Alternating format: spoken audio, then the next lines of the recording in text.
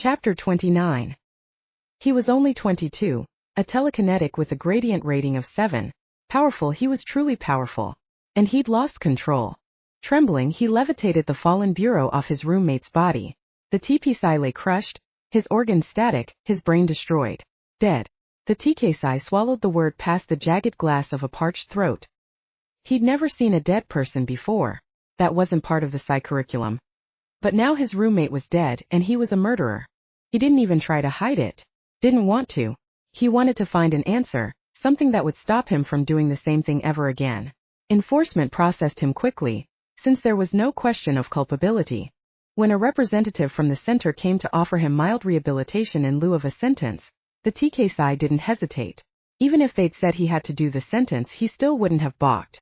Because he never again wanted to feel his powers sliding out of his grip. Never again wanted to see blood seep into the carpet. For the first time, he truly understood the salvation that was silent. Chapter 30. Mercy sat in her car, staring out at the light show of a cloudy dusk. Her hands tightened on the steering wheel until she felt like she could break the damn thing. When the first flick of rain hit the windshield, she finally turned on the engine and headed to her cabin, wanting out of her work clothes before going over to Lucas and Sasha's airy. Turned out she was the first to arrive. Sasha was in the kitchen, looking mournful. Lucas went to grab some takeout. You found a way to destroy tacos? Mercy raised her eyebrows. This I have to see. Sasha threw a tomato at her. I dropped the box of taco shells and managed to break every single one into a million pieces. Looking into the box, Mercy whistled and put down the abused tomato. Wow. Sure you didn't throw this at His Highness's head? A guilty look. Mercy burst out laughing. That does my heart good. What? To know you two still fight. Sasha's lips tugged up at the corners. It's fun. Yeah, it is. Grinning, she used one of the broken pieces to scoop up the salsa Sasha had already made. I got some info for you on Sienna. She filled Sasha in. I'll have to go up and see what's happening. I've been working with Toby, but I don't think I've talked to Sienna in several weeks. She leaned against the wall and looked at Mercy with those penetrating cardinal eyes. You're wound up tighter than tight. Mercy decided to take up the implied offer. Riley's pushing. That's what predatory changeling men do. A meaningful glance at the broken taco shells. Not that kind of pushing, though he does that too. He's pushing for more than sex. She paused, then admitted the truth. It already is more than sex. The strength of these new emotions threatened to crush her heart, steal her breath. Ah. Sasha took a few moments. Is there a possibility he could be your mate? I'm not what he's looking for in a mate, trust me. A stab deep in her soul. A twisting pain that seemed to get stronger with every day that passed. That hurts you. She went to deny it, then decided it was unmitigated stupidity to lie to an empath on the subject of emotions. Yeah, it does. But I'm glad he was honest. That's more important than anything. As long as he doesn't try to mold me into what he wants, I can deal. Because she wanted him too, the idiot. And maybe, since he wasn't asking for a lifetime, her leopard wouldn't resent being tied down, perhaps even find some peace in it. Except, the way he draws me, the sheer strength of it. I don't know what to do. Sasha gave her a surprisingly mischievous smile. Doesn't mean you can't enjoy him while you figure it out. And the tension broke just like that. Mercy threw part of a taco shell at Sasha. Some help you are. They were still laughing when Dorian arrived, followed by Clay. The four of them managed to demolish the salsa by the time Lucas returned, with Nate and Vaughn on his heels. None of the Sentinel's mates had come today, which was surprising. Mercy said as much. Kids are at Tammy's, Tally's gone to dinner with Rhea, Clay told her. They're calling it a strategy meeting. How human females deal with changeling males. Everyone but Dorian laughed. His next words told them why. Shea's with Amara. She'll be fine, Lucas said. Your mate's tough. Yeah. Proud smile. I can't help but worry though. Keenan's at Tammy's. Faith too, Vaughn added. And Brenna was there when I left. No one found that strange. Brenna and Faith had quietly become very good friends over the past months. Did Judd come down? Mercy asked. Probably. Dorian passed her a box of takeout fried rice. He has trouble letting Brenna out of his sight. Oh please, Mercy muttered. You're all so overprotective, you'd be delighted if you could pack your mates in cotton wool and put them inside glass bubbles. Sasha started laughing so hard, she almost dropped her egg roll. I think that's Lucas's secret fantasy. Her mate growled at her. All I said was that you looked a little tired.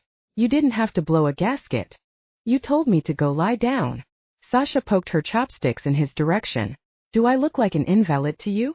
Of course, that was just an invitation for the men to throw in their support behind Lucas, while Mercy had to back Sasha on principle.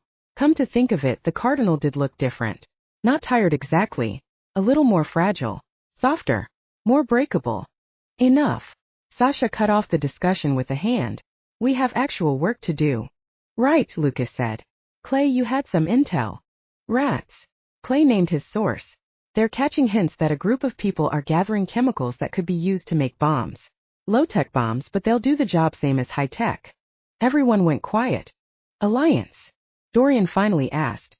Unconfirmed, but from the surveillance footage we were able to get, one of the buyers looks very similar to a face we flagged as a possible Alliance mercenary from the flights that came in around the time of Nash's abduction, Clay said.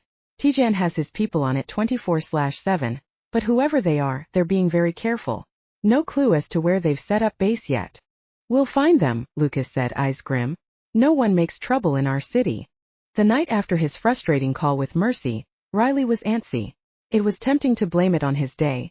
Dark River and Snowdancer had both upped their already visible presence in the city in silent warning to the Alliance, but they weren't any closer to running down the operatives. Since he'd just come off a full-day shift in the city, it would have been easy to lie to himself. But that wasn't who he was. What would you say if I asked you a hypothetical question? He asked after giving Hawk his report. Hawk's eyes gleamed. That there are no such things as hypothetical questions. That's what I thought. He lapsed back into thought. Hawk stared at him. I can answer your hypothetical question though. You don't know what it is. I know you're jumpy as hell for Mercy. Go find her. Get naked. The end. Riley looked at his alpha. That's your pitch to women? Let's get naked. He snorted. No wonder your balls are blue. Hawk gave him a one-finger salute.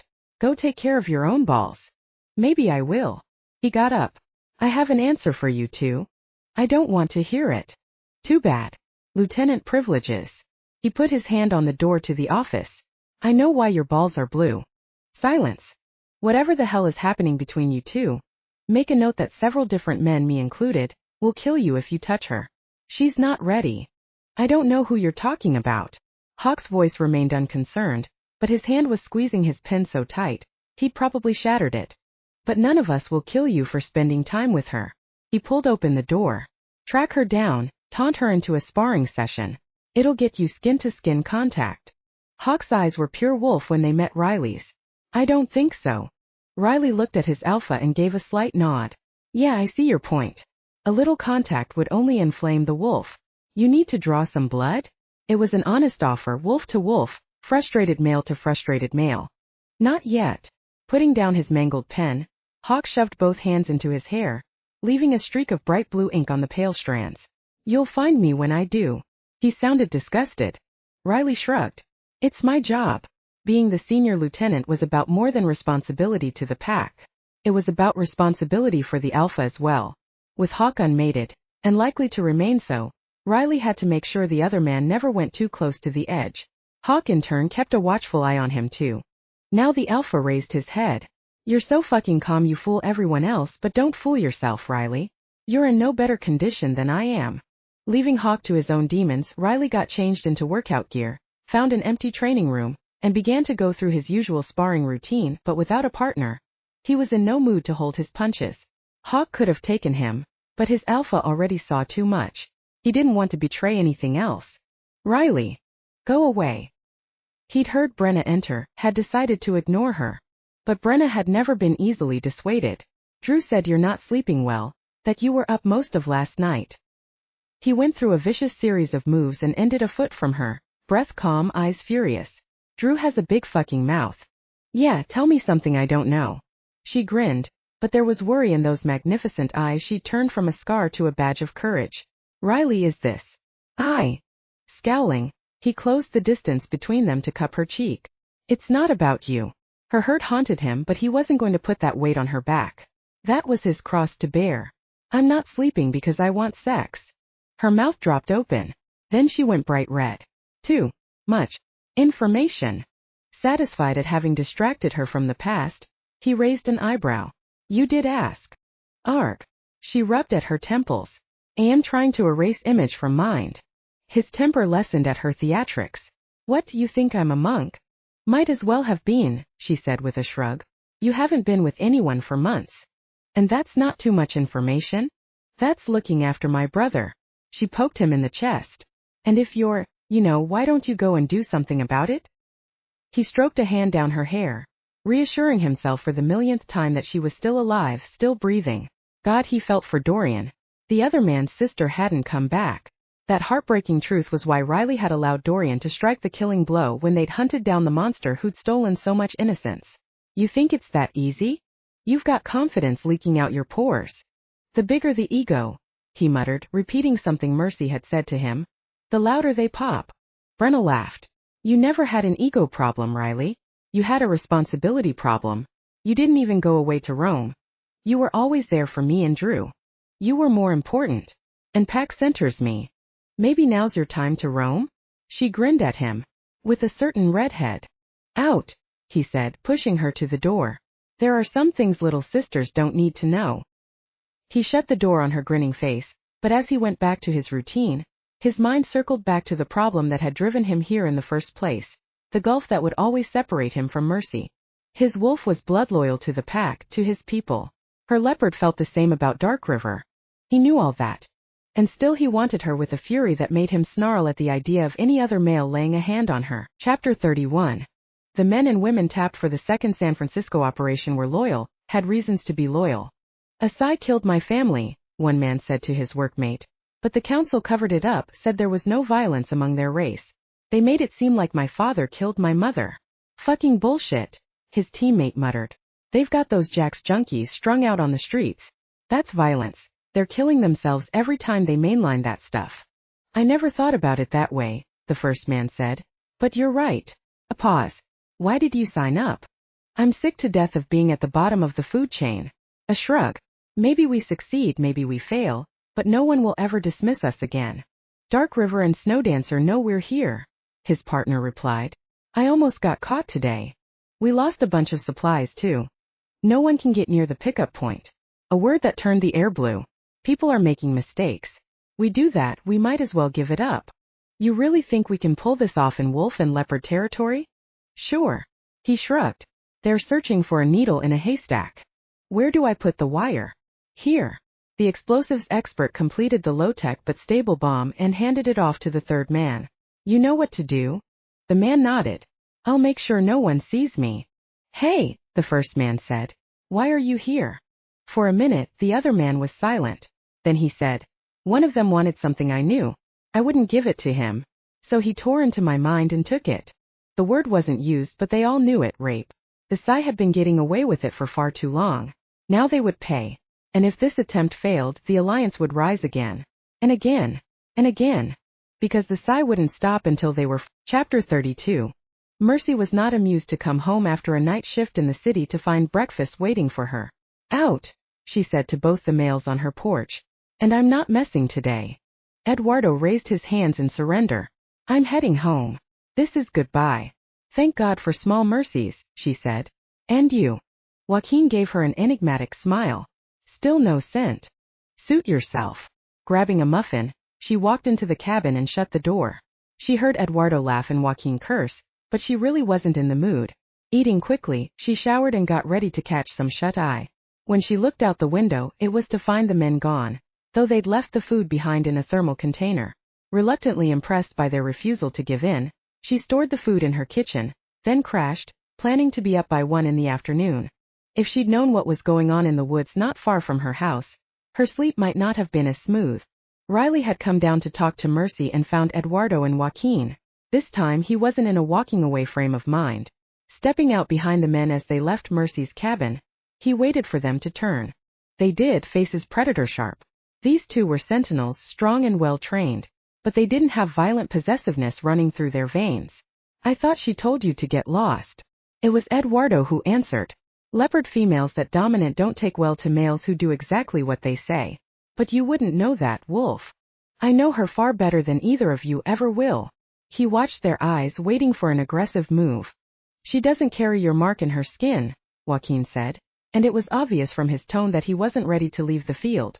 And I bet she hasn't let you lay a hand on her. Her new Mercy. She was easy with skin privileges in the pack, but she zealously guarded her privacy outside it.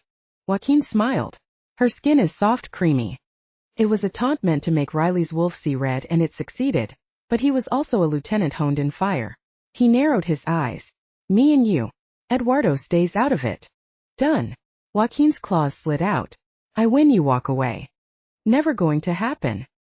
He released his own claws, slicing them through skin with the thoughtless ease of someone who'd grown up semi-shifting. Hold it, Eduardo said, scowling. What the fuck are you doing, Joaquin? We didn't come here to mess up dark rivers packed with the wolves. Riley waved him off. I give you my word this won't impact things politically. Eduardo raised an eyebrow. Yeah? Then go for it. I can't wait to see how you explain this to Mercy. Riley was no longer thinking. Joaquin had moved a bare fraction of an inch, but Riley knew it was in preparation for a strike. He was proven right an instant later as the South American Sentinel came at him in a rage of claws and speed. Joaquin was good, Riley thought, moving out of the way even as he used his own claws to shred the other man's sides. There was no blood, though Joaquin's shirt was in tatters. The Sentinel had twisted away in a fluid move no wolf would ever make. But a wolf could utilize that fluidity against his prey. He went as if to strike. Joaquin shifted left. And Riley struck up with his free hand. Fuck. Joaquin hissed out a breath as his blood scented the air. Lucky hit. Riley didn't speak, watching. But he wasn't quite fast enough to evade the kick that almost dislocated his shoulder. Moving with the kick, he grabbed Joaquin's foot and twisted. Bones would have snapped in a human. But they weren't human. The other man landed on his feet, but his balance was slightly off. Riley had damaged something. Not allowing his opponent to regain control, he attacked. His driving possessiveness giving him an edge even Joaquin's feline grace couldn't counteract. Slamming his claws to within a breath of the leopard's throat, he gritted out the words. Be on the next plane out of here or I won't stop next time. Joaquin's aggression was a golden glow in his eyes. You're faster than you look. Taking that as acceptance, Riley drew back. Joaquin straightened, wiping blood off his lips. Good luck. He held out a hand. Unsurprised, Riley shook it. Changelings stuck to their word. It was part of the code of honor that kept peace among their kind. Make sure your alpha doesn't send replacements. Joaquin rubbed his jaw. That I can't promise. Isabella is a law unto herself. Then tell her that anyone else she sends up, Riley said quietly, I'll be sending back minus body parts. Eduardo grinned. That she'll understand. You sure you want to mess with Isabella? If she's Mercy's grandmother, I'll have to deal with her eventually. He nodded once as the two men headed off. Part of him wanted to follow to make sure they truly were leaving, but the other part wanted desperately to see Mercy, to drive his scent into her skin so no other male would dare what Joaquin had. The field was not clear. Trusting the honor of the two sentinels, he walked left to Mercy.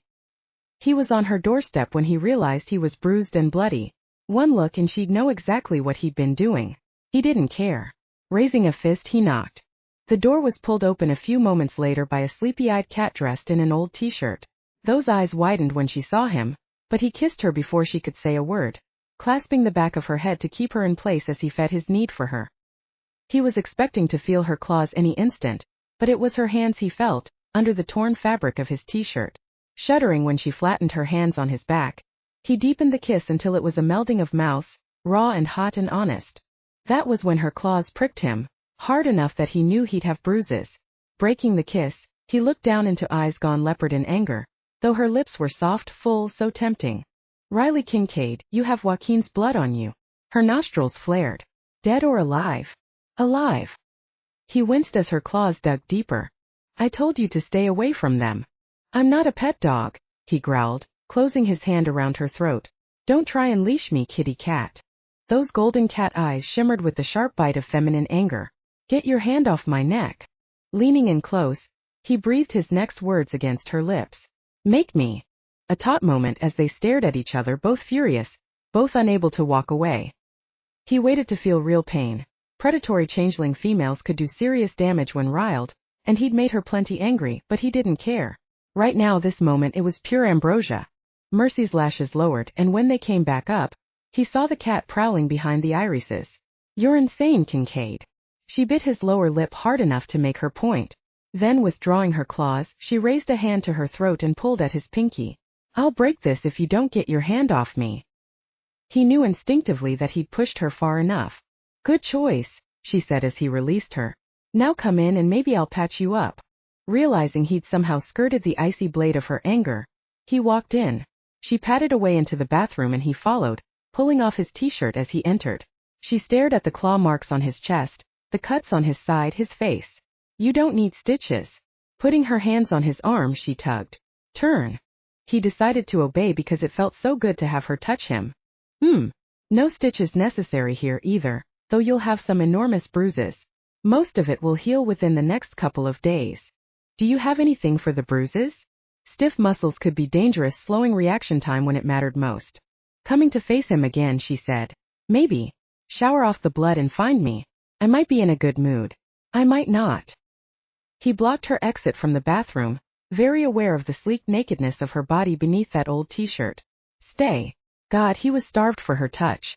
Just touch. She looked at him out of eyes that continued to hold a golden edge. Shower and I'll let you sleep with me. I did a night shift. He moved immediately out of the way. Why didn't you say so? I wouldn't have kept you from bed. He scowled, the protectiveness he felt toward her trumping everything else. I'll be out in 5. He was as good as his word, rubbing his hair dry as he walked naked into Mercy's bedroom. She was curled up, half asleep below the sheets, but waved him over. Bruise cream. I'll put it on. Shut up and lie still. Throwing aside the towel, he lay down on top of the sheet. Her fingers felt like perfection on his flesh, feminine and strong and uniquely Mercy.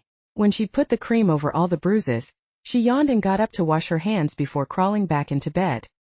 He was waiting for her beneath the sheets, and to his surprise, she didn't say a word as he spooned his body around hers, their lower limbs tangling, his hand flat on the warm skin of her abdomen. Take off the t-shirt, he murmured against her ear. Pushy. But she gave him what he wanted, surprising him once again. Mercy, he thought, was an intrinsically generous woman. He'd known that, but today, he saw another facet to that part of her nature. She was angry with him for fighting with Joaquin, but even so, she was giving him what he needed. She could have made him beg. He was so starved for her, he might just have done it. Instead, she'd allowed him into her bed, allowed him the most intimate of skin privileges. That truth made something in his heart unsnap, unlock, and he wasn't quite sure what it was. A feminine hand curled over the arm he had around her waist. Sleep. Holding her tight, awash in the warmth of her, he did as ordered. And unlike the night he'd spent awake and walking the halls of the den, this sleep was utterly peaceful. Mercy was smiling that afternoon as she sat in Dark River's business HQ. Sleeping with Riley again had been nice. Really nice. They'd woken together, made love with a lazy slowness that had turned her blood to treacle. It had been tempting to stay in bed, but Riley had an afternoon shift on the patrols they were running in the city, and she had to complete several of her security reports. She just finished a call with a firm specializing in high-tech intrusion detection systems, when the phone rang. The ID was exquisitely familiar. She answered by switching the clear screen of her computer to comm mode. Riley. His response was audio only, with a little icon that told her he was on a cell phone. Mercy, you still in the city? The sound of his voice crawled inside, touched the cat, and wasn't immediately clawed away. Yeah, what's up? We got a tip that something odd was going on in one of the new warehouses they're building along the Embarcadero, he said, referring to the long stretch of road that ran around the eastern edge of the bay, near the Bay Bridge. Excitement sparked. I'll be there. No rush. I went in with a small team, checked things out. Mercy tried to counsel patience and failed. You what? This is our op, Riley. Not yours. You knew I was in the city, that I could have been there in minutes, but you still didn't call until after you'd gone in. He didn't bother to lie to her, to make up something about using their resources wisely or some other crap like that. He just said, I made the decision. Deal with it. Deal with it? Fine. What did you find? She asked, hand curled into a fist so tight, she could see tendons push up white under skin. This particular warehouse is almost complete, and the foreman says no workers have been inside for 2 weeks. But someone was here and very recently, he said, sounding a little guarded at her apparent calm. Good, she thought. Alliance. From the human sense and the fact that we found some bomb-making apparatus, I'm saying it's a good bet. Damn. She tapped her fingers on the desk. They're actually going to do this, blow something up in our territory. I fucking hope not. If they do, it's war. Mercy took a moment to think. Maybe the target has nothing to do with us, Could be they're here to eliminate Bowen's group. With a bomb. Riley's disbelief was obvious. It'd be easier to shoot them in some dark alley. They blow something up. It's about getting everyone's attention. Right this second, he continued. Their motivation matters less than finding them. From all the evidence they're staying on the move, but we've got a scent now. I'll get some leopards on it too. She was already making a mental list of those in the city or close by with the necessary tracking skills. I'm on my way. She kept her anger contained on the drive over, and said nothing when she first saw Riley in the warehouse. Instead she confirmed his findings, then set Aaron, Jamie, Barker and Kit to tracking. Kit, I want you paired with Barker. Kit opened his mouth to complain but she shut him up with a look. I know you're a good tracker but you're still in training. Seriously boy, do not give me any shit today. Kit blinked. He carried the scent of a future alpha, and one day soon, he'd be able to overpower her in a fight, but she'd be his senior until he became alpha. And not only did Kit know that, he knew how to deal with dominant females, having grown up with Rena for a sister. Someone made you mad today, he murmured, hands up. Glad it wasn't me. Is Barker here already? Should be outside. Check in with me by phone every 15 minutes. Will do. Nodding, the young soldier headed out. The warehouse was clear of everyone but Mercy, Riley, and the scene processing people 10 minutes later. Leaving the scientific types, Mercy headed out to her car, Riley by her side. I've got one question for you, she said as they walked. What was the tip? That there was a lot of late-night traffic in and out of a warehouse that was meant to be off-limits to anyone but the construction crew. That's it. One of the soldiers patrolling this area thought she smelled something dangerous, probably caught a whiff of the chemicals. Rats came through with the same info 2 minutes later. Mercy knew he'd received that data directly because he was in charge of city security at the relevant time. So you knew you were going into danger. She put her thumb to the car door to unlock it. It was a possibility. His eyes were calm when he looked at her, but the hand he closed over her door when she slid it open and back was white-knuckled. And is that when you made the decision not to call me? She asked, holding his gaze without flinching. When you realized it might be life-threatening? We had no idea what we might be walking into, he said. The place could have been rigged to blow. Answer the question. She didn't break eye contact. Yes. I didn't want you exposed to that unstable a situation. She was so angry she was trembling inside. That's what I thought. And it wasn't your call to make, Riley. What the fuck use would it have been to put us both in the line of fire? Again, not your call. She tried to breathe, but her throat was knotted up with too much fury and air barely seemed to get in. We're allies. If you start holding back information, that alliance falls. His jaw tightened. You know damn well this had nothing to do with the alliance. Yes, she said, it did. Everything we do impacts our packs. He didn't answer, but she could feel the pulse of his anger. Don't you dare treat me like your woman ever again, she said, teeth gritted. Not when it concerns the safety of my pack, which is all our relationship is going to concern as of this moment. No, he said, grabbing her elbow. You don't get to end us. Not over this. The cat growled and she let the sound travel up through her vocal cords. I get to do whatever I want. She wrenched her arm from his. I invited you into my home, she said, nose to nose with him. I trusted you.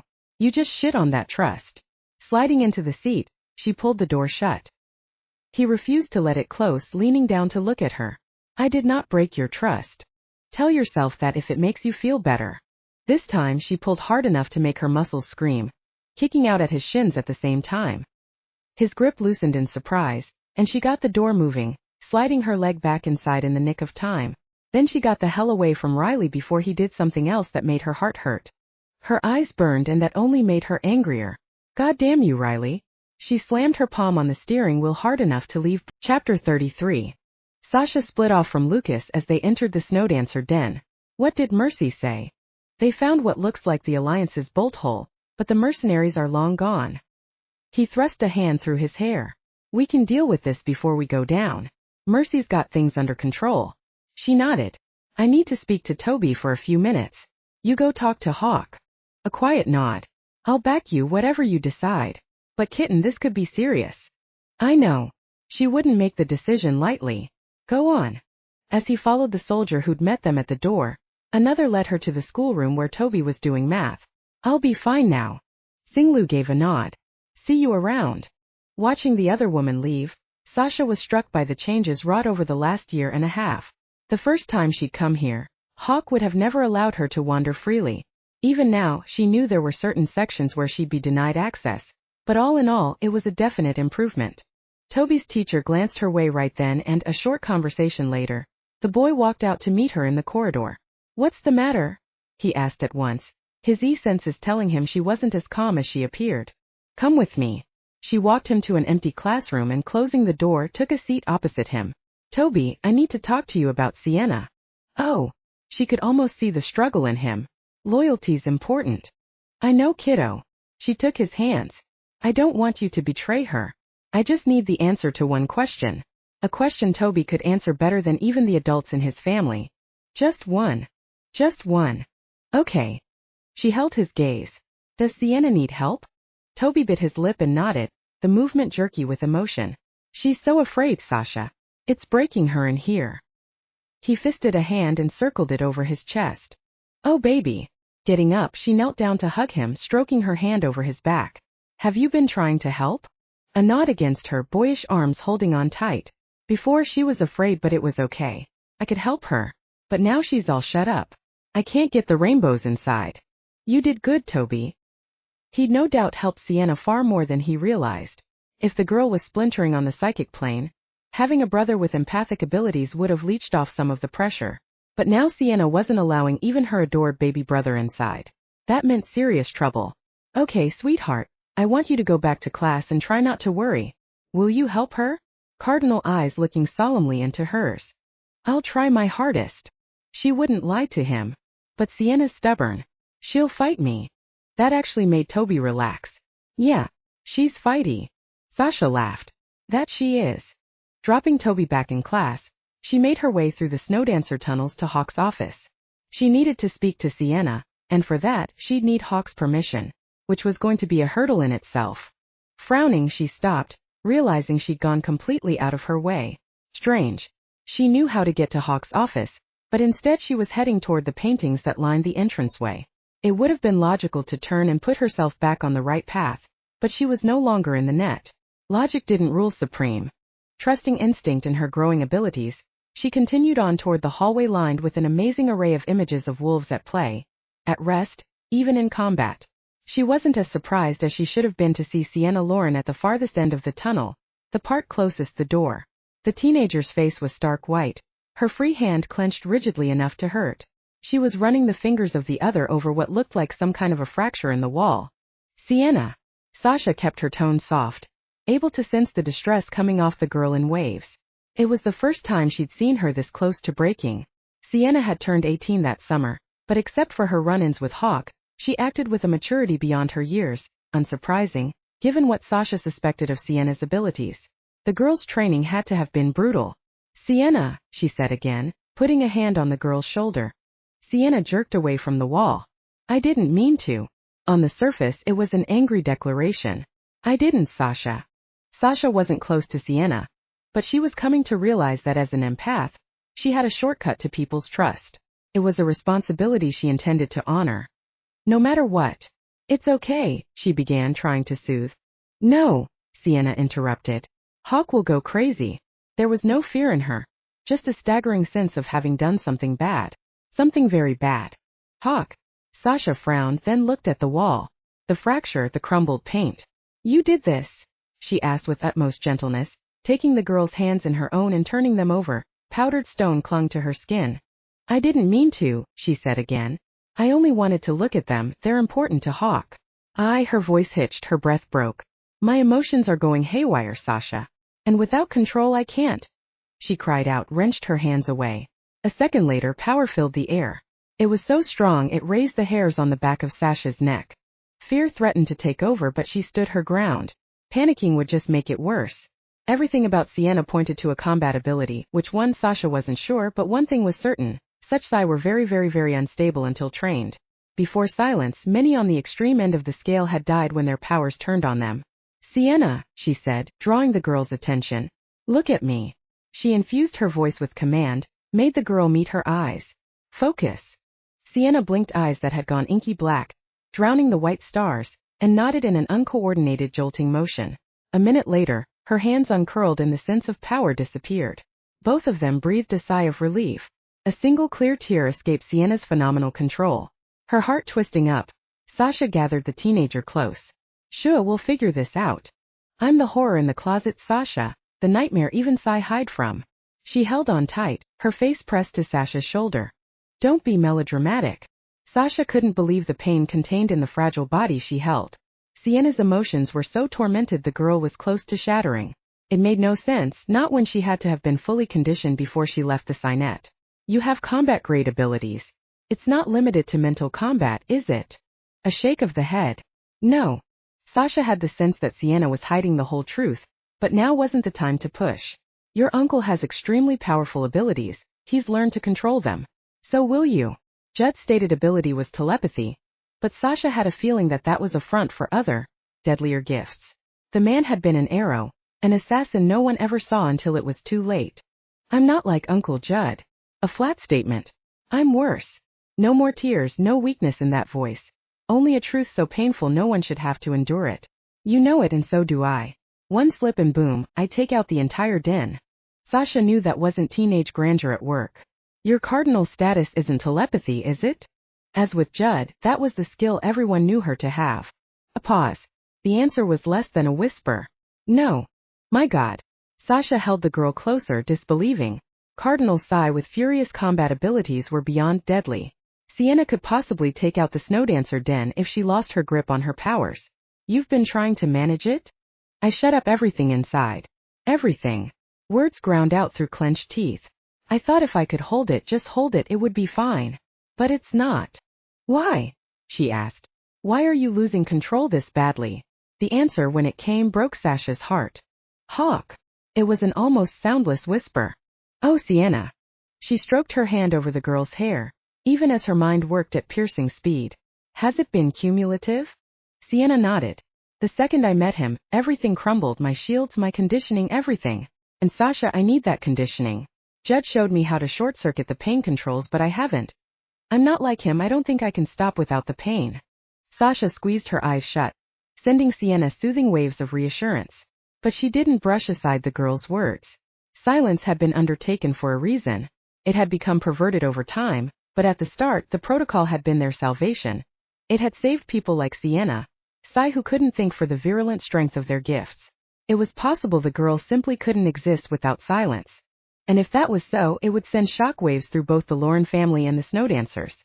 The Laurenet, she said, referring to the small psychic network that linked Sienna's entire family. Is it strong enough to survive your not being in the den? Sienna nodded immediately. Marley and Toby are settled. They won't attempt to rejoin the Signet. And with Brenna and Arnett as well, it's gained in strength. But I can't leave for long, maybe a week or two. Toby's my responsibility. Of course, Sasha said. But you need a break, you know that. And we're close enough that someone can drive you up here when necessary. I can drive. Uncle Walker taught me. A pause, then a slight shake of her head. But these eyes, Sasha. We can't hide them. Sasha smiled. Sometimes I don't want to stick out either, so I've been working with our techs to develop a new type of contact lens. It's not perfect yet, but it's good enough. You can wear it up to a month before it needs replacing. Hope lit Sienna's face. I could be free. I mean, not leave or anything, but I could go out into the city, move about. Yes. Sasha touched her hands again. But not until you can control yourself. A shaky nod. I don't know who can help me. Judd's done a lot, but there's no one else like me. Sasha felt a flash of worry. What if? No. Cardinal Xi were a myth. Even mid-range XS were rare, their gift turning on them during childhood. None but the very weak survived to adulthood. Sienna, what's your combat ability? I can't tell you. Sienna's jaw set in a way most would have read as stubbornness. They would have been wrong. It was desperation. I can't. No one can ever know. Sasha stroked her hand over the teenager's hair again. Don't worry. I'm not going to withdraw my offer. But I need to know this. Will you be safe around my pack? Sienna took long moments to think about it, strengthening Sasha's faith in the girl. I was cold in the net, Sasha, she said at last. Really cold, maybe even colder than Judd. Being here in this den, that breaks me. If you get me out of here, my conditioning should spring back. Sasha knew precisely what Hawk would think of that. But if silence would keep Sienna functional, then she'd fight tooth and nail for the girl. Did the council know about your abilities? Yes. She swallowed. Ming wanted me to join his arrows, become his protege. Then he found out I was stronger than him. And that's when my family got the order for rehabilitation. It's not on you, Sasha said firmly. It's on the council. They made the decision to destroy their own people. Sasha. I might have to go back. Both of them knew exactly what Sienna was talking about. The dark skies of the Signet, silent and cold, might be the girl's only hope. Chapter 34. Riley knew he'd fucked up. Even his wolf knew he'd fucked up. What he didn't know was how to fix things. That was what he did, he fixed things. For his family, for his pack, for everyone who mattered to him. But he had no idea in hell how to fix something so crucially important to him. Mercy had been so angry. Riley. He looked up to find Elias running toward him, sweat rolling down his temples. How'd it go? Eli was one of their best trackers. His nose fine-tuned in either human or wolf form. But this time the snow dancer soldier shook his head. They're smart. Went straight from here to Pier 39, far as I can tell. Shit. Pier 39 was always jam-packed with people. And with the blue skies they'd had today, it was doubtless worse than usual. The trail dead-ended? Eli nodded. I didn't say anything to the others, didn't want to influence them in case they caught something I missed. Said with a soldier's calm acceptance that he was part of a team. That cat Kit, he's really good. He might be able to pick up the trail again. But half an hour later, when Mercy called him, it was to say that Kit had only been able to get 2 piers farther down. He thinks they might have had water transport. But we've got their scent now, she said, her voice terse, businesslike. I'm sending everyone who knows that scent to do sweeps of the city. I'm doing the same. Tyjan's coming over to take a sniff. Don't shoot him. Tijan Riley knew was the rat alpha. Fine. He wanted to say something else, anything else, but she'd already hung up. Gritting his teeth, he put the phone in his pocket and, after Tijan had come and gone, decided to join in the sweeps. If the bomb makers had acted smart and gone to ground, then they wouldn't find a fresh trail, but that didn't mean they had to be careless. Sasha waited until she and Lucas were almost ready to leave to pull the lid on a powder keg of trouble. She'd already broken the rules and spoken to Sienna's uncles. Walker and Judd had both agreed that something needed to be done. Their worry for the daughter of their lost sister was an ache beneath their skin, though neither man showed much on the surface. Sienna needs a break from the den, she said point-blank to Hawk. I've offered her a room at the Airy. It was as well that Lucas had added an extra room once Julian and Roman started sleeping over on a regular basis. I need you to release her from her duties here. Hell no. Hawk slammed a hand on his desk. She's a liability. The council gets any idea she's alive, they'll begin hunting the whole family. It'll only be for a week or 2, Sasha said, and we can disguise her. She's agreed to cut her hair, get contacts. She doesn't even walk like a Psy anymore after almost 2 years in the den. She'll fit right in. Cut her hair. Hawk repeated. She could understand his shock. Sienna's hair was incredibly beautiful, a rich, unique shade that burned with inner fire. It had darkened over the past year until it wasn't truly red, closer to port, or the dark heart of a ruby. The color was so distinctive that they'd have to bleach it before dyeing it, and the process would be easier with short hair. However, Sasha intended to talk the teenager into keeping the length. It would be a psychological anchor, very necessary when everything else was falling apart around her. You have to let her go, she told the alpha. She needs time to rebuild her shields. Hawk's pale eyes glittered. And why will a change in location help? Lucas stirred beside her, but didn't step in between. Because, she said, you won't be there. Everyone went quiet. Then Hawk swore. Damn it, Sasha. I haven't touched her. She's a kid. I don't think Sienna has been a child for a very long time. She looked into his eyes. And she's growing up faster every day. Another pause fraught with anger. Hawk finally thrust a hand through his hair, blowing out a breath between pursed teeth. His eyes were bleak when he met hers again. You're right. Take her and help her. Maybe she'll get over her crush. Sasha didn't know why she said what she did next. If she doesn't, white lines bracketed Hawk's mouth. Then tell her I can't give her what she wants. Unspoken were the words, because I've already given it to someone else. Sasha felt a deep sense of loss, of pain, and knew that Hawk had lost his mate. Lucas touched her lower back. We'll protect the girl, he told the other alpha, one male to another. Hawk nodded. Take good care of her. And bring her back in a week or I'll do the job myself. Riley made his way back to the den a little after 6. The sweeps had netted nothing, but had served to make the populace aware of a threat in their midst. It would make them more vigilant, watchful. He discussed a public broadcast with Mercy, though discuss was probably the wrong word for the clipped words they'd exchanged, but they decided that with this little information, they risked starting a panic. Instead, they told their people to quietly get the word out to those they trusted. The Alliance had to be finding it increasingly difficult to procure a hiding place. The stress might lead to mistakes. And when it did, the changelings would be waiting. This shift, that responsibility was in Indigo and Nate's hands. Deciding he didn't particularly want to talk to anyone, he parked his vehicle on the very edge of den territory, shifted into wolf form, and loped off into the trees. He caught the scents of several other packmates along the way, Eli's whole family, including little Sakura, Darn with his mate Singlu, Tai and Judd. That latter pairing would have normally made him grin. Tai thought Judd walked on water. The boy turned up at every training session and followed Judd's merciless discipline without a single word of complaint. Riley and the other lieutenants, including Judd, all knew Tai had both the mental and physical strength to make lieutenant after he grew up a bit more. Right now he still had the edges of boyhood on him. He spied the faint hint of Hawk's trail and veered off in the opposite direction. The last person he wanted to see right now was one of the very few men who could beat him into submission and make him talk. He didn't want to talk, didn't want to consider why he was so angry and frustrated. And lost. But Hawk had other ideas. The alpha wolf moved out in front of him, having muddied his trail through experience and trickery. Riley wasn't pleased to see him. Baring his teeth, he warned Hawk to get the hell out of his way. Right now all he wanted to do was brood. Or failing that, draw blood. Hawk apparently realized that. But instead of leaving, he attacked. And he was fast. Riley didn't have Hawk's speed. But he had something his alpha didn't. A body that could take just about any damage and keep going. Hawk had called him a fucking stone wall on more than one occasion, the reason behind his nickname. Now he braced for impact and took it hard. Then rolled and rose to his feet, uninjured. Hawk was already coming for a second strike. And since Riley's aggression had been building ever since that fight with Mercy, he met his alpha in midair. The contact was raw, bloody, no holds barred. Riley was one of the extremely small number of people in the den with whom Hawk didn't bother to hold back. He was alpha, stronger, faster, but Riley was dogged. He simply wouldn't go down. That leveled the playing field in a way that left them very well matched. And today, even their anger was well matched. They weren't fighting with logic. They were fighting like the wolves they were. Driven by instinct, by emotion, by the need to savage their opponent. There was no mercy in either of them.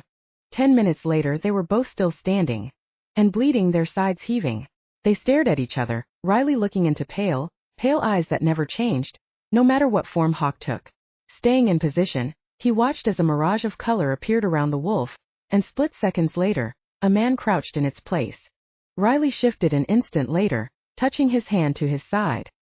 He was cut. But even with having fought Joaquin earlier, the injuries would heal fairly fast. I'm bleeding. So are you. But you have a bruise the size of a cantaloupe on your ribs. That means I win. Hawk snarled. Shut up. But he winced as he sat down. Damn wall. I think I broke a hand. He flexed his fingers. Riley sat a little ways to the left, where he could keep an eye on Hawk's face. And used the night shadows to disguise his own. What's got you so angry? Easier to be the lieutenant to make sure his alpha was fully functional, than think about the mess he'd created for himself. Sienna's gone to stay with Lucas and Sasha for a while. Good. Sasha might be able to help the girl as she'd helped Brenna after his sister had been violated. Her mind close to broken. Riley would take a bullet for the empath without blinking. Some debts could never be repaid. But why does it matter to your wolf? She's a juvenile, Hawk said. My instincts tell me to protect her, that's all. Okay.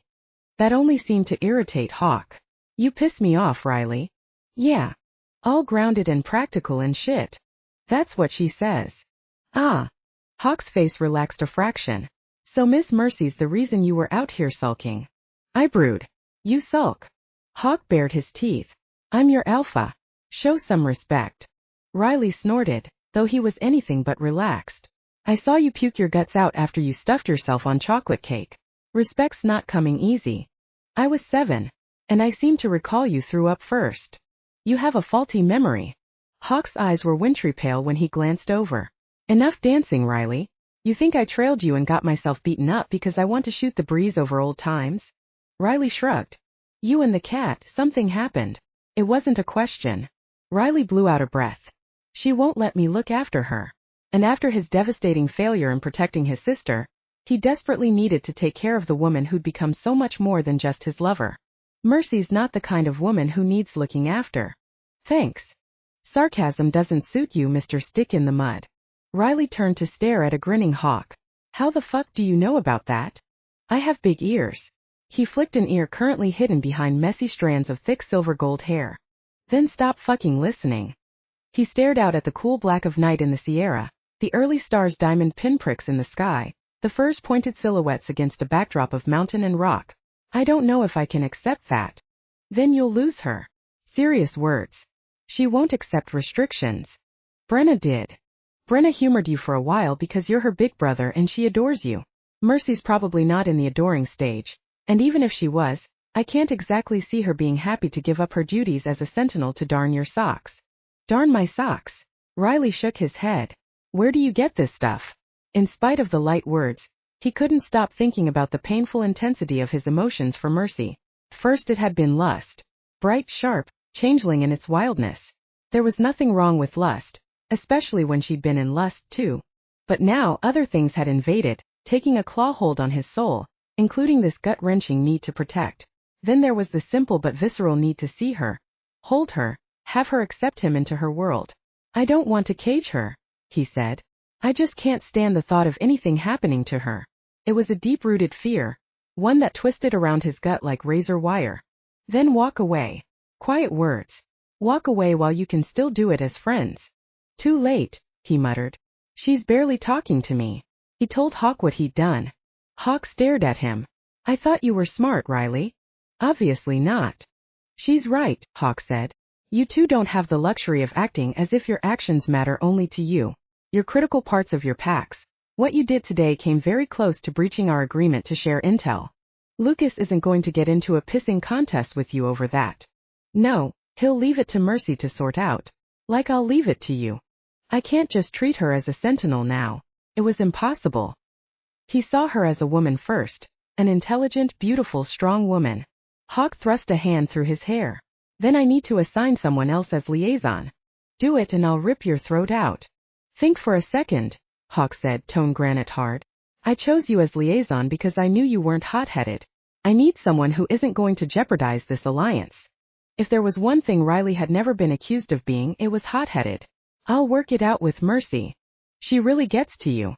Hawk's voice was contemplative. As the snowdancer alpha, I want to tell you to back off before things get even more messed up. Riley waited. But as your friend, I say go for it. Women who get to you that deep don't come along more than once in a lifetime. Riley caught something in that statement, was ready to follow it, but the truth when it came to him wasn't soft, wasn't gradual. It was a head-ringing mental slap that left him stunned. I'm so blind. Talking to yourself? Hawk rubbed at his jaw. Want me to leave you alone? Riley barely heard him, and when 10 minutes later, Hawk followed through on his offer, he hardly noticed. Because, I never figured it'd be her. And he'd known her for a long time. Had respected her strength even as she drove him insane. Hell, he'd admired the lithe sexiness of her body more than once. He was male, after all. But why had he never known it was her? It didn't matter. Because now he did. And there was no way he was ever letting her. Chapter 35. Counselor Nikita Duncan stared at the book sitting in the center of her desk, bound in leather that was stained and marked with coffee rings, the edges curling, and asked herself why she'd tracked down a copy of this very rare, very out-of-print volume. It had cost her a considerable amount of cash to acquire. She could, of course, have infected the bookseller's mind with a mental virus and simply taken it, but she'd wanted to do this without attracting any attention whatsoever. So she'd created a false identity, that of an eccentric human collector. Because the bookseller would never ever have knowingly let this volume fall into Psy hands. She'd patiently ensured his security checks came back to the same rich human identity. And then she'd paid the exorbitant price for this stained, browned book. The pages were moth-eaten at the edges, but the words were visible. That was why it had been so expensive. Nothing was missing, nothing had been torn out. Nikita knew she should destroy it and reclaim the costs from the council coffers. None of her fellow counselors would blink an eyelash. This was a legitimate expense. But she hadn't bought it to destroy it, though if anyone did ever track the sale back to her, that was what she'd tell them. She picked up the book, redid the packaging, and put it in a simple brown waterproof envelope. Then she wrote the name of the recipient on the top. Sasha Duncan. Again she asked herself why she was doing this. Power, she told herself. That was why she did anything. Chapter 36. Mercy had just walked into her cabin after working late when the comm panel flashed an incoming call. She answered audio only. "Hi, Gran." "Don't hi, Granmy," Isabella snapped back. "What's this I hear about you and a wolf? I'm going to kill Eduardo and Joaquin. They had to have caught an airjet to get home so fast. Those two didn't say a word except to tell me anyone else I send up had better be prepared to come back sans body parts." "Then how do you know anything about my life?" "I have ears. I use them." An impatient sound. "Put me on the view screen so I can see your face." Blowing out a breath, Mercy did as ordered. An instant later, her maternal grandmother's face appeared on screen, beautiful, determined, and dangerously intelligent. Isabella was on oddity in her part of the world. With pale cream skin and hair that had been a rich dark gold before it turned a stunning white, traits she bequeathed her daughter Leah. Mercy's mom. Family legend said some bandito way back when had stolen away with the daughter of a French admiral, and now every so often the genetics kicked up an unexpected blonde. Mercy didn't know if that was true, but Isabella was certainly regal. She'd undoubtedly look as haughty at 130. "A wolf?" Isabella repeated. "No." Isabella narrowed her dark brown eyes. "Lying to your grandmother is a mortal sin." "It's not a lie. He's an ass. I could have told you that." A sniff. "I know wolves can be attractive, but Siriu." "Back up." Mercy held up a hand. "How do you know?" "None of your business." Mercy grinned.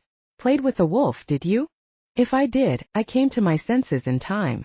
But her lips were twitching. "Be careful, Mercy girl. They're different from us." "Gran." "No, you have to know they are different. They tend to be more brutal in their pack structure for one." Mercy thought of Hawk's rule, compared it with Lucas's.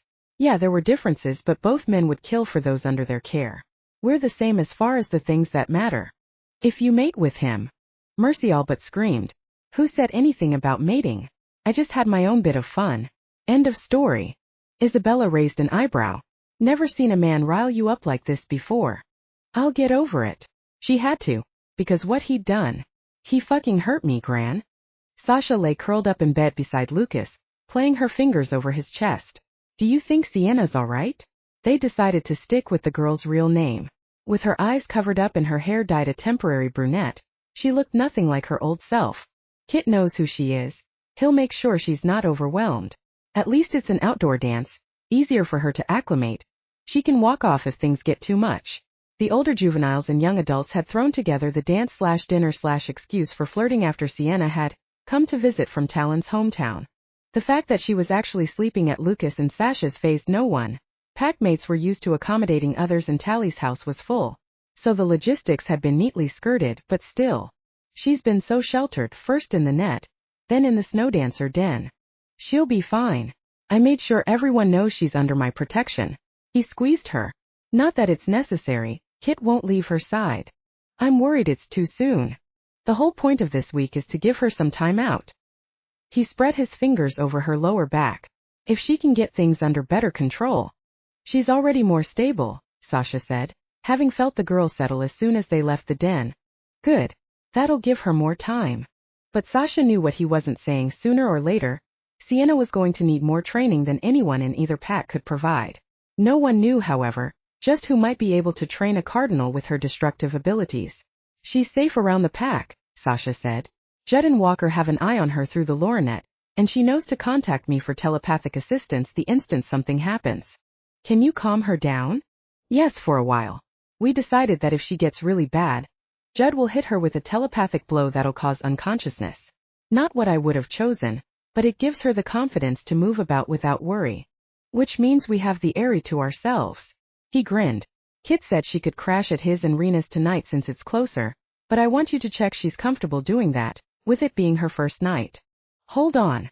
Her telepathy was enough for a quick conversation with Sienna, given the girl's much longer reach. Sienna could hear the barest whisper. First a polite mental knock. When Sienna responded, she asked, "Are you still fine with staying over at Rena and Kit's?" "Yes. Kit said I can have his room and he'll take the couch." "Be careful. His room's probably a pit." "No, Rena told me he's soldier neat." A pause. "I'm okay, Sasha. I'll path you if anything happens." Catching the rising intonation, Sasha said, "Of course. Now go enjoy yourself." Dropping from the link, she pressed a kiss to Lucas's shoulder. "She's coping, but I can already feel her itching to return to the den." I don't think that's anything either of us can change. Worry laced his tone. Hawk called to check that she was settling in. I talked him into letting her stay with us indefinitely, with regular visits up to see Toby and the others. It was more than Sasha had ever expected. How? I told him the truth, she's better down here. He blew out a breath. Keep an eye on her, kitten. That kid's got a hard road ahead of her. Sasha nodded. Do you think? Maybe? Even the panther doesn't know the answer to that. Turning, he looked down at her, bright green eyes gone night glow. But it knows it wants to pet its mate. Well, it just so happens that I need some petting. Sasha murmured and was about to kiss him when he went hunting quiet, then relaxed. Dorian's here. Let me see what it's about. I hope nothing's wrong. She sat up, sheets clutched to her breasts. Kissing her on the lips, Lucas got out and pulled on a pair of jeans, which Sasha thought was a shame. As if he'd heard the thought, and he might have through the mating bond. He turned to throw her a grin. You can bite my ass in a minute. She threw a pillow at him, but she was laughing. Falling back onto the bed, she realized she really did want him, quite desperately. The need between her and Lucas was a wild, growing thing, but she'd been extra aroused this past week.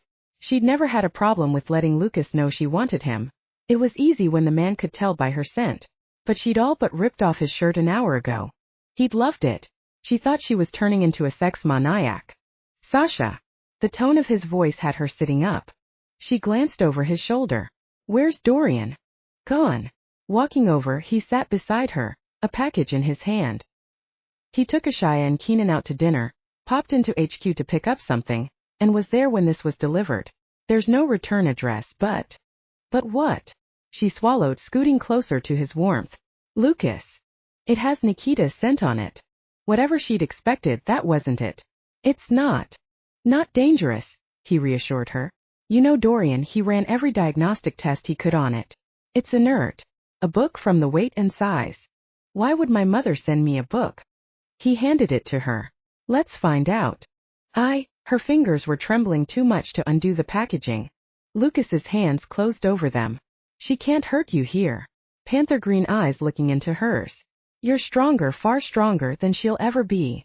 He knew that for the truth with everything in him. Sasha was a healer of minds, of souls. She walked undaunted into darkness, into nightmare, for no reason than to help others. It took a courage counselor Nikita Duncan would never possess. Now he saw her straighten her shoulders, tuck the edges of the sheets firmly under her arms. The burst of familiar modesty delighted and amused him in equal measures, and take a deep breath. If you would, Mr. Alpha, she requested. As you please, Mrs. Alpha. Sliding out one lethally sharp claw. He tucked it under the flap and slid it open. You're awfully convenient to have around, she said in her best prissy sigh voice, and he knew his Sasha, with her quiet strength and warm heart, was back. Wrapping an arm around her, he said, I live to please, and watched as she slid out a book that had been meticulously wrapped. So much packaging, she said as she peeled off layer by layer. Must be something important. Or Nikita could be playing with her mind. He didn't want to say it, knew that Sasha was still vulnerable where her mother was concerned, and how could he not understand that? Kitten, he began. I know, darling. A shaky smile. I know. I lived with Nikita's politics and ethics for most of my life. Reaching out as she found herself at the last layer of fine tissue, she gripped his thigh and peeled the edges of the paper apart with one hand to uncover the title. The Mysterious E-Designation, she read out loud. Empathic Gifts and Shadows. By Alice Eldridge. Mercy kicked out a leg and spun, hitting her target, her favorite tree. She called it Riley, having been driven to kick it after their first real meeting. Now she ran up the tree and did a backflip, coming down on her feet, no wobbles.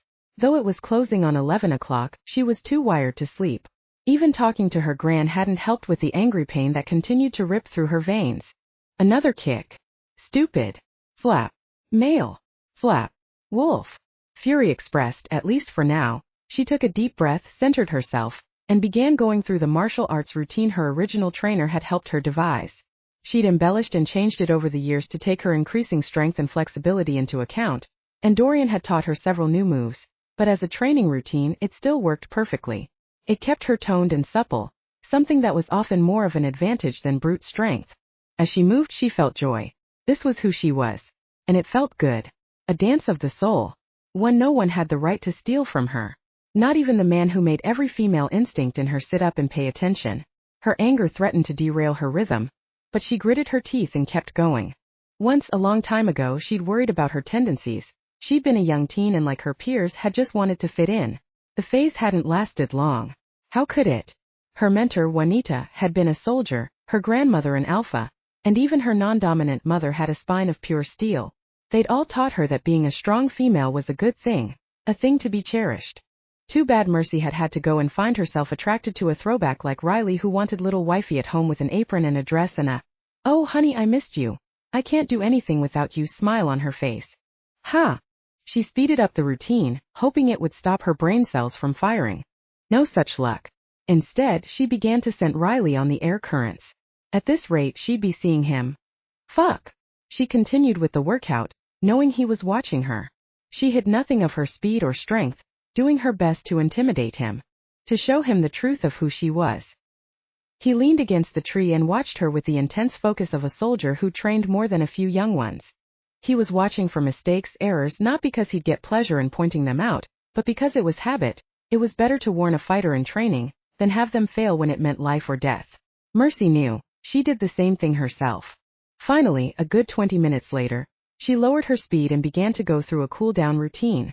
Riley didn't speak until she'd finished and was wiping the sweat off her face using the towel she'd hung on a tree branch. "You move like liquid lightning," he said quietly. "I've never seen anything that beautiful." Her mouth dried out. Damn it. She'd been good and mad at him. And now, you're a lieutenant. You'll have seen lots of people train. No one like you. He shook his head. "It's like you're dancing. I almost wanted to put 2 swords in your hands." "I can do that too," she told him, grinning at the unhidden spike of interest in his eyes. "Someday when I'm in a good mood, ask me and maybe I'll play with knives for you. Why do I get the feeling that if any blood was spilled it would be mine?" Dark eyes, steadfast gaze. She shrugged, very aware of the sweat molding her black sports bra to her body, the airy thinness of the loose white G-style pants she preferred over tights. No pain for Riley, no fun for Mercy. She was still so mad at him, but now that he was here the anger was dulled, covered by hope, because he'd come. The arrogant bastard had come to her. "Merciless," he said. "Is that why they call you Mercy?"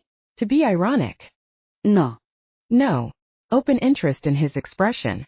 "It's because my mother would always say, 'Have mercy on my nerves, baby,' after I pulled one stunt or another," she said, not sure why she'd shared that childhood memory. "It stuck." "Your poor mother." He stepped out of the shadows. "What stunts did you pull? Why don't you tell me what stunts you pulled?" He gave her a pensive look. "Sorry. I was a pretty good kid." She knew he'd helped raise Brenna and Andrew, but his parents had been alive till he was 10. "What, you behaved even when you were 7 or 8? "Yes."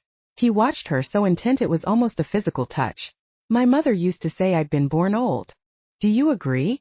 I am who I am." It was such a Riley answer that she smiled. What you are is a pain in the ass when you want to be. Especially to her. "Never said I didn't pull stunts as an adult." Clever, clever. Her cat liked clever. "What are you doing here, Kincaid?" "Looking for a cat to play with." She put a hand on her hip. "I think I saw a nice tame tabby over that-a-way." She pointed over his shoulder, in the opposite direction from her home. "Still mad, huh? You could say that." He reached up to rub the back of his neck, and it was a nervous gesture. From a man who didn't seem to know the meaning of the word. "You confuse me, Mercy." Not said as an excuse but as a frank truth. "I don't know what I'm doing around you half the time." "New experience?" she asked, leaning against a tree opposite him. "A little." Dropping the hand from his neck, he shoved both hands into his pockets. "Actually, a lot." "Big brother and lieutenant," she said. "Both positions that require you to lead. It comes naturally." But it had been honed by his position in his family, in the pack. "Ever tried letting go of the reins?" "No." There it was again, that blunt honesty that hit her in the gut every time. "Never. Not that I can remember." A drawing in of breath that sounded painful. "Hawk's sometimes been able to push me back, like when I wanted to rip Jed to pieces after he and Brenna first got involved, but I've never submitted in my life." A pause. "Is that what you want?" Chapter 37. "What?" She blinked. "Submission? From you?" The idea was so extraordinary her mouth fell open. "What do you think?" "That's just it, I don't know." It sounded like he was having teeth pulled. "Knock it off, Riley." His discomfort was cute, but that's not what she wanted from him. "You know the answer." That made the wolf bare its teeth. Mercy could feel the aggression in the air, though Riley was doing an impressive and irritating job of keeping it locked behind bars of steel. I think you chew up, he said, and spit out a submissive, and I think you're smart enough to know that that wouldn't make you happy. That makes me smarter than you. It was the cat clawing at him, still pissed at the way he'd attempted to turn her into something she wasn't. She waited for him to come back with the justification that she had every intention of shredding into a million pieces. Yes, he said, poking a big fat hole in her balloon of indignation. But no one ever called me stupid, just thickhead. She raised an eyebrow, as if he hadn't punched the air right out of her. Maybe, he said, dropping his hands to his sides and moving closer. I realized my mistake. Did you now? She shook her head. Stop right there, Wolfie. He actually obeyed.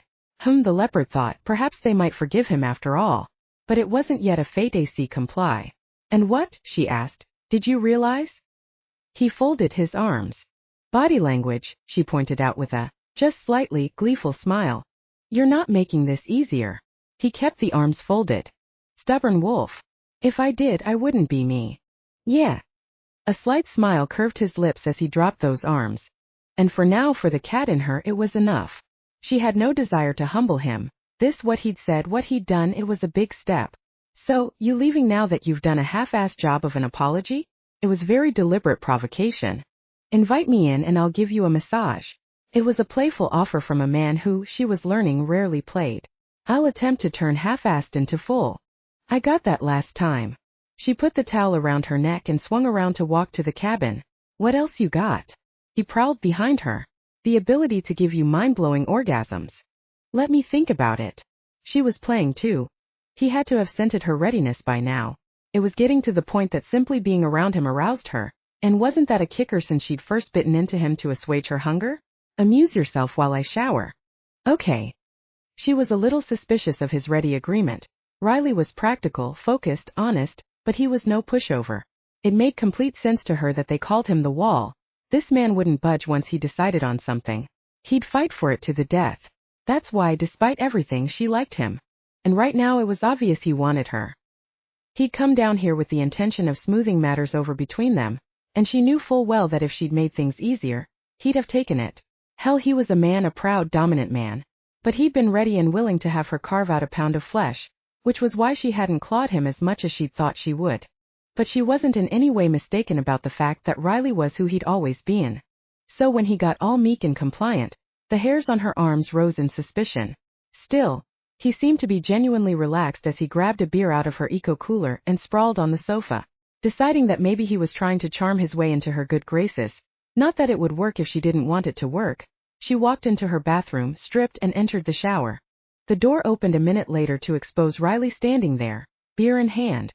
Scraping damp strands of red off her face, she glared at him. I don't remember giving you an invitation. You said to amuse myself while you shower. A slow, deliciously slow smile. Said gotcha. And Mercy realized that when a man who rarely played with a woman, hell, it was better than any kind of sophisticated charm on earth. Sniffing as if she wasn't completely delighted, she turned her back to him and lathered up her hair. She could all but feel his gaze sliding over her body. Rinsing out her hair, she felt it slick down her back, pasting itself to her skin. Riley's arousal wrapped around her, vivid, strong. Familiar. Her body responded, echoing and strengthening the erotic fusion of scents. It was another level of pleasure. A soft, invisible sea that caressed and tempted. Turn around. It was a husky request. She glanced over her shoulder to meet his eyes. All right. He didn't bother to hide either his surprise or his appreciation when she gave him the view he wanted. Those dark chocolate eyes had gone wolf on her. A stunning amber full of heat. Pretty, she whispered, fascinated all over again. He didn't seem to hear her, his eyes following the lazy movements of her hands as she used the fluffy loofah to lather herself up with peach-scented soap. Just because she was a sentinel didn't mean she wasn't also very much a woman. His eyes followed her every movement as she stroked the loofah down her neck, over her breasts and across her nipples. The beer bottle hung forgotten from his hand, his erection pushing so hard against his jeans it made her want to lick her lips. But she kept up the slow, seductive show. Because, and quite aside from the fact that he'd acted like an ass, but then turned up to take the heat, it was Riley's turn. He was an incredibly generous lover. She knew if she walked out to him and whispered an erotic request in his ear, he'd give her exactly what she wanted. Of course, his generosity also allowed him to retain control. Mercy wasn't planning on letting that happen tonight, because if they were doing this and it appeared they were, then they were doing it together. Stroking the loofah over her stomach, she spread her legs just a fraction, and dipped between. He breathed out something that turned the air blue and placed the bottle on the ground before putting his hands on the bottom of his t-shirt. Her eyes narrowed as he ripped it off to expose that mouth-watering chest. You've got new bruises. They'll heal. And I wanted a fight. His hands went to the top of his jeans. I didn't say you could touch, she murmured, watching him toe off his boots. Yeah, you did. He unsnapped his jeans. I scented it bright and clear. She stroked herself between her legs, aware his eyes hadn't moved off her hand. Ah, the good behavior's over? Something like that. The jeans and underwear were kicked aside and he was walking over, stark male demand in every step. He took the loofah from her hand. Put your hands above your head. The command in his voice curled around her, making her center throb. She'd always known she'd need a strong man, so that didn't worry her. As long as what went on in bed stayed in bed. Or in the shower. Are you going to break my trust again, Riley? There could be no mistakes, no blurred lines here. He met her eyes full on. Not on purpose. Never on purpose. He took a deep breath. But I'm likely to fuck up when the wolf's riding me. It was her turn to be surprised. I should kick you out of this shower right now. Probably. Then he kissed her. But you don't seem like the kind of woman who'd let fuck-ups ride. She smiled. No, raising her hands, she crossed them above her head. But Riley, I'll only bend so far. You can't meet me halfway, this will end.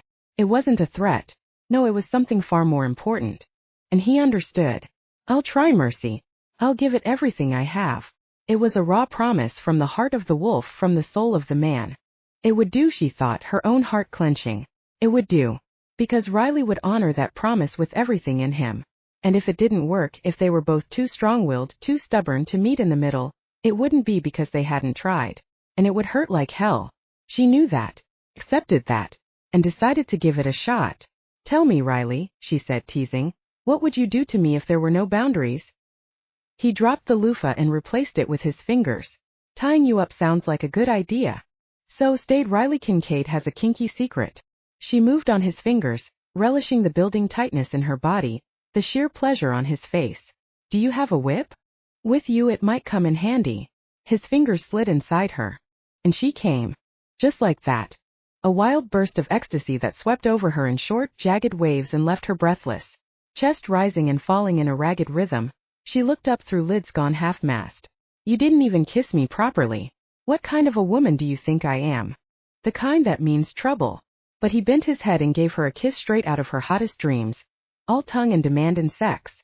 When they parted, he put his hands on her hips, as if to lift her up. Wait. Pushing him back until his body blocked the water, she shook off his hands and sank down to her knees. His hand fisted in her hair, and when she looked up, it was the wolf's eyes that she met. She knew hers had gone cat at orgasm, and she let them remain that way. Gaze locked with his, she put her hands on his thighs, and used her mouth on him. His grip on her hair tightened almost enough to hurt before he let go, slamming both hands palms down on the tile in front of him.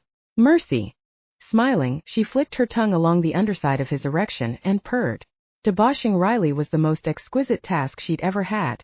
Now she let the cat out to play, stroking him with quick feline flicks of her tongue before sucking deep and hard. His hips jerked. Once. Twice. And then he froze. Mercy! She didn't release him, didn't submit to the command in that tone. Instead, she ran her nails deliberately down the backs of his thighs. He swore a blue streak but managed to hold on. She refused to let him. No way was Riley getting out of this without surrendering to her, at least this little bit. It mattered. Wasn't just sex. They were changeling. If he trusted her physically, he'd eventually trust her with his thoughts and secrets too. But first she wanted his beautiful body to come apart for her. Taking her mouth off him, she looked up, met his gaze, and licked her lips. He shuddered, and this time had no hope in hell of holding back. It was well after midnight when they fell into bed. She was almost asleep when Riley said, I dream only good dreams when I sleep with you. Breath catching in her throat, she pressed her lips to his heart to tell him she was there, that she was listening. He didn't say anything for several minutes, but when he spoke, the undisguised emotion in him tore her to pieces. Brenna was so small when our parents died. She couldn't even walk properly. Just do that, grab anything and hope they don't fall wobble. Mercy smiled at the image. A baby. Yeah. His voice dropped, grew husky. And she was my baby. You wouldn't believe how possessive I was over her and Drew. She rubbed her nose against his chest. That's the one thing I have no difficulty believing. Cat. A squeeze. We were adopted into another family, but the whole pack looked after us. We were almost spoiled with all the attention we got. But even then, I always knew Drew and Bren were mine to take care of. Conscious of what was coming, she stroked her hands over his chest, pressing another kiss to his heart. Skin privileges of the most tender kind. Her cat wanted desperately to protect this wolf, but knew this poison had to come out, had to be purged. But, he said at last, when it mattered I wasn't there. The things that bastard did to her.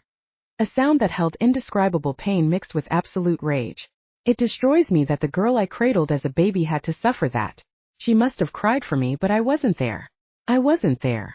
You were, Mercy said fiercely. The rescue was. I'm not talking about that. She pulled herself up on the bed until they lay face to face, side by side. Sasha said that Brenna's will was a steel flame, so strong, so beautiful. Violent pride in Riley's eyes. I know. But Riley, she cupped his face in her hands. Where do you think she learned that strength, that will? Who do you think taught her that she was that tough, that she could beat anything? Flickers of understanding in his gaze, but he shook his head. I always protected her. But you didn't cage her, Mercy said, knowing he'd only tried to do that after the rescue. You brought her up to be a proud, strong wolf.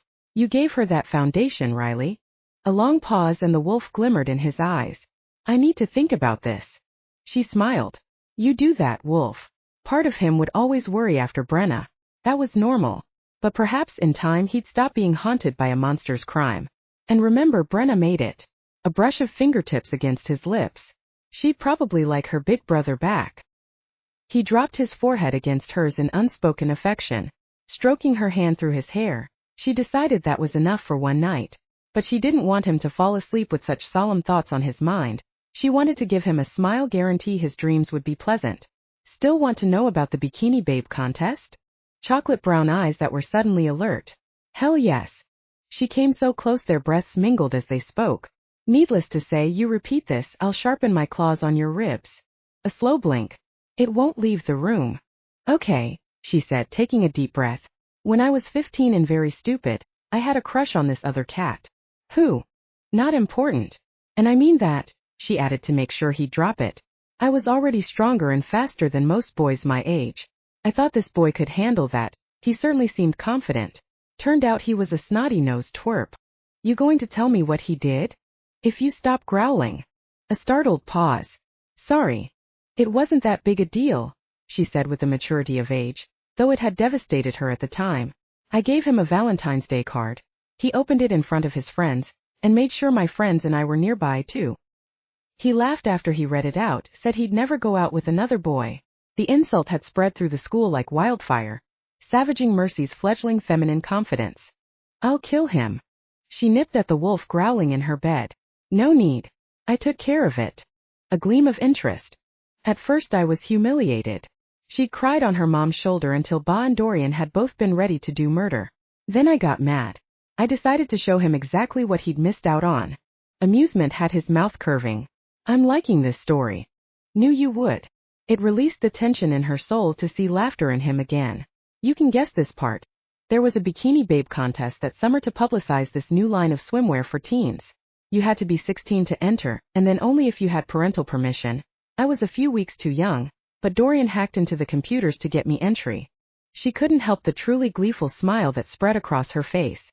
After I won, I printed up this poster of me wearing the winner's sash, and a truly tiny bikini, and pasted it on the twerp's locker, with the words "Dickless wonders need not apply" at the bottom. Riley burst out laughing. You're fucking amazing. Thank you. I was also grounded for months along with Dorian. And I got detention for the poster prank too. She grinned. I didn't care. I was the hottest property on campus. You've never seen a more miserable face than the twerp's. He looked like he was about to cry every time he saw me at the beach that summer. And I made sure to be at the beach a lot. Riley's smile hadn't faded. Why don't you like people knowing about this? He messed with your cat, you took care of business. Where's the shame in that?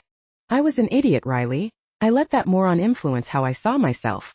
I lost interest in tormenting him pretty fast once I saw how weak he was. Then I was mad at myself. A pause, and without warning, the wickedness in her took over. You know, I can still fit into the winning bikini, though it's gone from tiny to microscopic. You're tormenting me now. Chuckling, she kissed him. Sweet dreams, Wolf.